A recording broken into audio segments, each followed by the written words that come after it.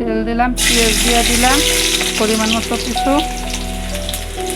আজকে আমরা বাইলা মাছ দিয়ে আলু দিয়ে মাখা মাখা ঝোল রান্না করব।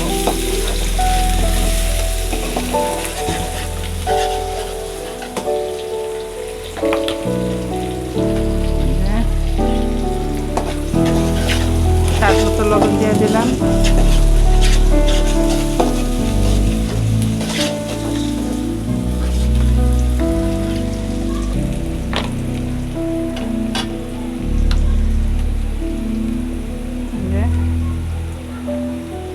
পরিমাণ মতো কিছু রসুন বাটা দিয়ে দিলাম।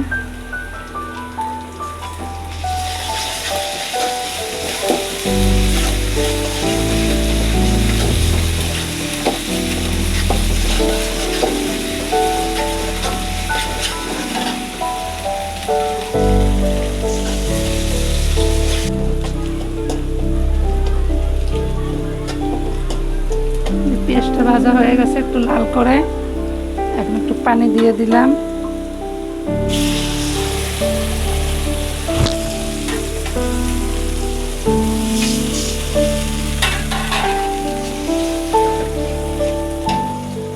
একটু কাঁচামরিচ দিয়ে দিলাম যাতে কালারটা সুন্দর হয়, এই জন্য অল্প করে।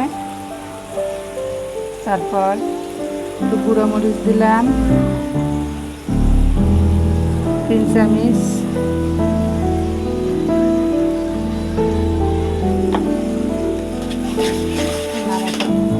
হলুদ দিয়ে দিলাম 2 চামচ।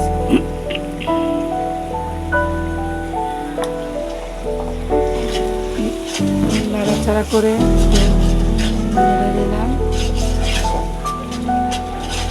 কালারটা কত সুন্দর হয়েছে,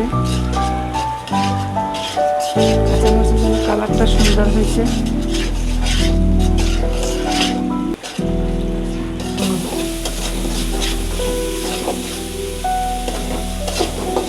কষাইতেছি মশলা দিয়ে, শুকনো শুকনো করে কষাইতেছি। একটু বেশি কষাইলে একটু ঘ্রাণ আসে, স্বাদ লাগে, তরকারি ভালো লাগে।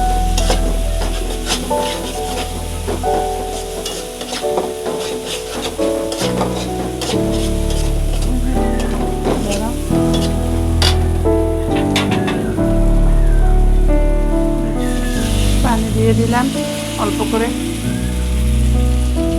তরকারি দেবো এই জন্য।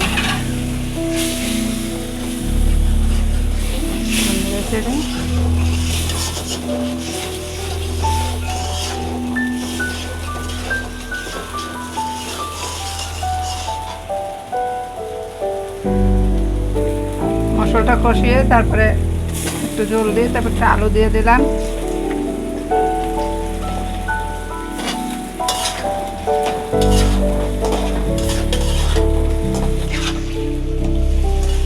যে আলুটা একটু নেড়ে চেড়ে দিচ্ছি সুন্দর করে।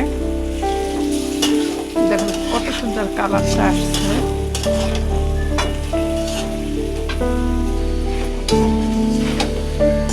তরকারিটা এখন কষাইতেছি, কত সুন্দর কালার আসছে, কত সুন্দর দেখা যাইতেছে। এখন মাশাআল্লাহ অনেক সুন্দর দেখা যাচ্ছে। আমার কাছে অনেক ভালো লাগে, আপনাদের কাছে কিরকম লাগে আমি জানি না।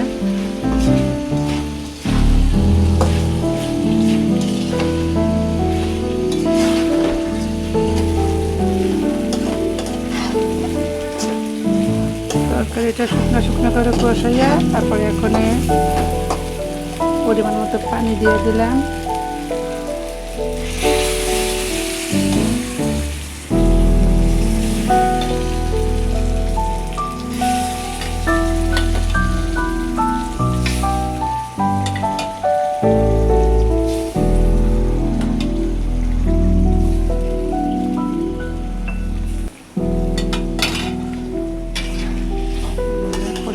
পানি দিয়ে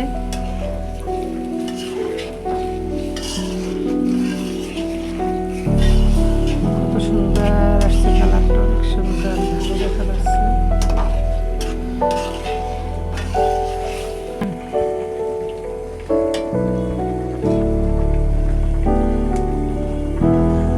এই তরকারি কত সুন্দর বলক আসছে, কালার কালারটা কত সুন্দর এখন দেখা যাচ্ছে।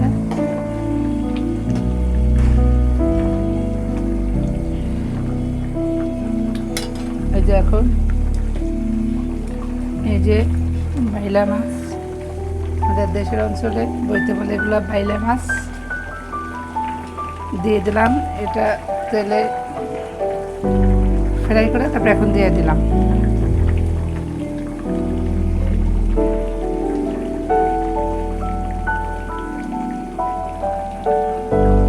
ডিম হয়েছে কত সুন্দর, এটা ডিম, মাছের ডিম হয়েছে। ডিম দিয়ে দিলাম, মাছগুলো দিয়ে দিলাম সুন্দর করে।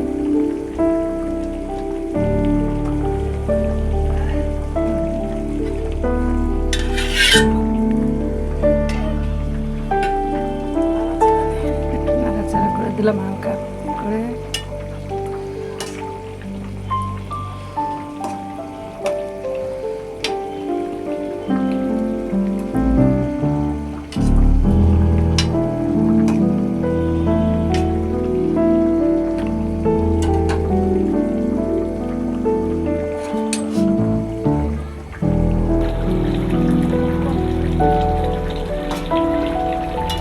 এই যে দেখেন গাইস কত সুন্দর বলক আসছে, কালারটা কত সুন্দর আসছে মাশাআল্লাহ, ভালোই দেখা যাচ্ছে। আপনাদের কাছে কী রকমের দেখা যাচ্ছে আমি জানি না।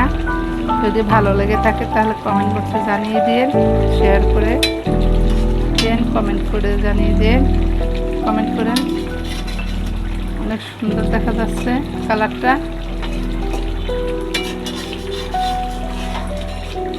এই যে ভালোই দেখা যাচ্ছে।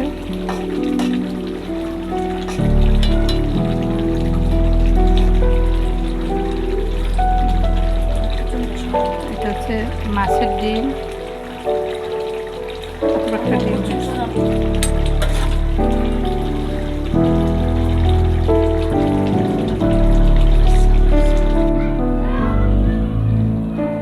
আমাদের রান্না শেষ হয়ে গেছে। আমাদের রান্না যদি ভালো লেগে থাকে আপনাদের, তাহলে লাইক কমেন্ট শেয়ার করে দিবেন। এখানে আজকের জন্য এখানেই সমাপ্ত।